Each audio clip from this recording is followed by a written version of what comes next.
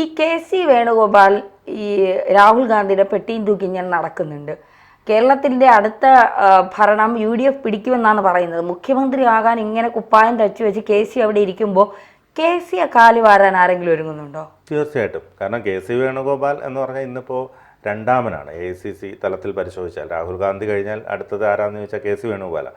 K C. Venugopal ആ ഒരു സ്ഥാനത്ത് എത്തിയത് ഏത് തരത്തിലാണെന്നൊക്കെ നമുക്ക് ചിന്തിക്കേണ്ടി വരും. പക്ഷേ എന്നിരുന്നാൽ പോലും കെ.സി. ഒരു കോൺഗ്രസിനെ സംബന്ധിച്ചിടത്തോളം കേരളത്തിൻ്റെ ഒരു അവസാന വാക്ക് കെ.സി.യാണ്. അപ്പം അതുകൊണ്ട് തന്നെ കെ.സിയോട് പലർക്കും ഇവിടെ ദേഷ്യമുണ്ട്. അതായത് ഇവിടെ മുഖ്യമന്ത്രി കുപ്പായം തുന്നി വെച്ചിരിക്കുന്ന രമേശ് ചെന്നിത്തലയുണ്ട്, വി ഡി സതീശനുണ്ട്, ശശി തരൂരുണ്ട്, എന്തിനു പറയുന്നു മുല്ലപ്പള്ളി രാമചന്ദ്രനും സുധീരൻ വരെ ഉണ്ട്. അപ്പോൾ സ്വാഭാവികമായിട്ടും ഇവരൊക്കെ തന്നെ അടുത്ത മുഖ്യമന്ത്രി പദത്തിന് വേണ്ടി കാത്തിരിക്കുകയാണ്. ലീഗും അതുപോലെ കുഞ്ഞാലിക്കുട്ടി ഒക്കെ അവരൊരു മുഖ്യമന്ത്രി പദം അല്ലെങ്കിൽ ഉപമുഖ്യമന്ത്രി പദമെങ്കിലും ആഗ്രഹിക്കുന്നുണ്ട്. സ്വാഭാവികമായിട്ടും കെ.സി. വേണുഗോപാലിനെ തകർക്കുക എന്നുള്ളത് ഏറ്റവും പ്രധാനപ്പെട്ട, ഇവരെ സംബന്ധിച്ചിടത്തോളം ഏറ്റവും പ്രധാനപ്പെട്ട ഒരു സംഭവമാണ്. അപ്പോൾ കെ.സിയെ ഏത് തരത്തിലും പൂട്ടാൻ ഇവർ സകല തന്ത്രങ്ങളും ഉപയോഗപ്പെടുത്തും.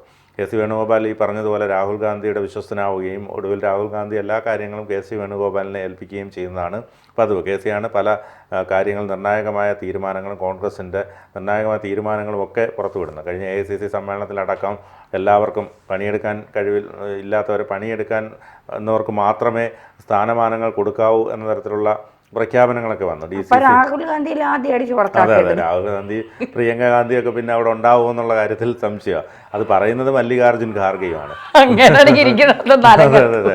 അപ്പോൾ അതുകൊണ്ട് സ്വാഭാവികമായിട്ടും കോൺഗ്രസിനെ സംബന്ധിച്ചിടത്തോളം വലിയ പ്രതിസന്ധിയാണ്. കാരണം നരേന്ദ്രമോദി സർക്കാർ നടപ്പാക്കുന്ന പല ജനോപകാരപ്രദമായ പദ്ധതികൾ, വിദേശ രാജ്യങ്ങളുമായുള്ള ബന്ധം, അതോടൊപ്പം തന്നെ ഇപ്പോൾ റാണയിൽ ഇന്ത്യയിൽ എത്തിക്കുന്നത് അടക്കമുള്ള കാര്യങ്ങൾ, തീവ്രവാദമില്ലായ്മ ചെയ്യുക, അതോടൊപ്പം തന്നെ ഇത്തരത്തിൽ രാമക്ഷേത്രം, അങ്ങനെ ഒരുപാട് ഘടകങ്ങളുണ്ട്. അതുകൊണ്ട് തന്നെ സ്വാഭാവികമായും ഇതിനോട് പിടിച്ചിരിക്കാൻ ഈ രാഹുൽ ഗാന്ധിക്കൊന്നും സ്വാഭാവികമായും സാധ്യമല്ല. അവിടെ ഒരു വലിയ നേതാവും മറ്റാരും തന്നെ ഇല്ല. ആകെയുള്ള ഈ മല്ലികാർജുൻ ഖാർഗെയൊക്കെ ഏറെ പ്രായാധിക്യം ഉള്ള മനുഷ്യനാണ്.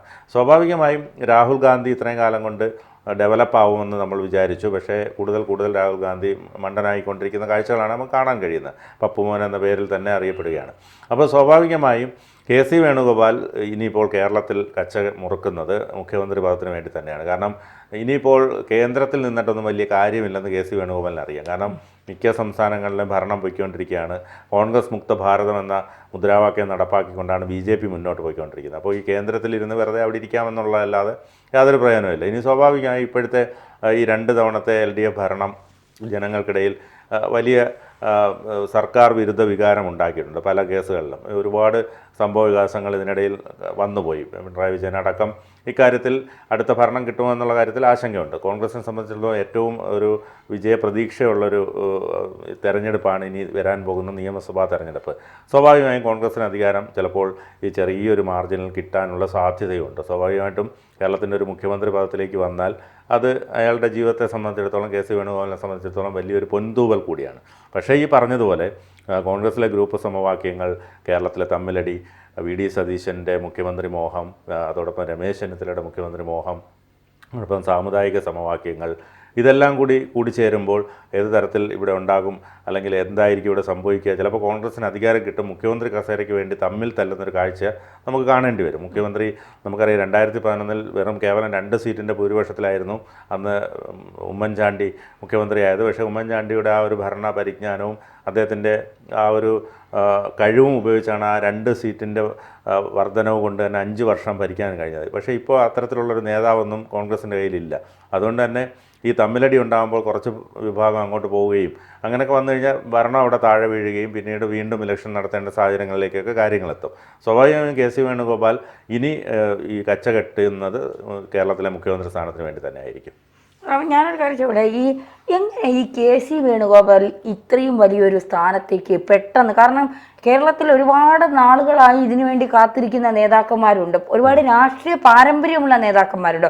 ഒരു സമയത്താണ് നമ്മൾ കേൾക്കുന്നത് രാഹുൽ ഗാന്ധിയുടെ എല്ലാം ആയി കെ.സി. വേണുഗോപാൽ മാറുന്നു. രാഹുൽ എവിടെ പോകണം, എന്ത് ചെയ്യണം, ആരെ കാണണം, എന്ത് പറയണം എന്ന് വരെ തീരുമാനിക്കേണ്ട തരത്തിലേക്ക് കെ.സി. വേണുഗോപാൽ വളർന്നു കഴിഞ്ഞിരിക്കുന്നു എന്നുള്ളത്.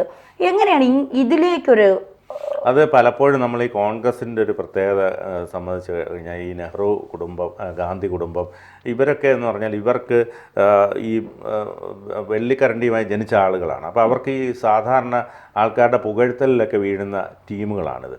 നമുക്കറിയാം ഈ കെ വി തോമസ് ഒക്കെ ഇവിടുന്ന് തിരുത മീനുമായി സോണിയാഗാന്ധിയെ കാണാൻ പോവുകയും സോണിയാഗാന്ധിയുടെ അടുക്കളയിൽ കയറാനുള്ള സ്വാതന്ത്ര്യം പോലും കെ വി തോമസ് മാഷിനൊക്കെ ഉണ്ടായിരുന്നു. അതുകൊണ്ടാണ് ഈ പലപ്പോഴും ഈ തിരുതയുമായി പോയി സ്ഥാനാർത്ഥിത്വം നേടി വരുന്നത്. അത്തരത്തിൽ ഈ സോണിയാഗാന്ധി അവർക്ക് അത്രയും അധികം പ്രിയമുള്ള മീനാണ് അത്.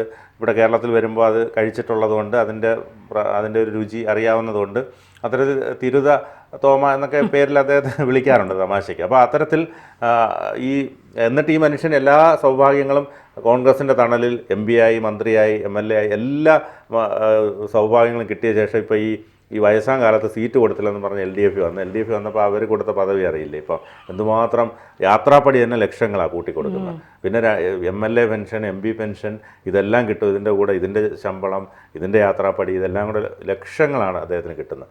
അപ്പോൾ അത്തരത്തിൽ എപ്പോഴും കോൺഗ്രസിൻ്റെ നേതാക്കൾക്ക് ഈ ഉയർന്ന തലത്തിലുള്ളവരെ സ്വാധീനിക്കാൻ പലർക്കും കഴിയും.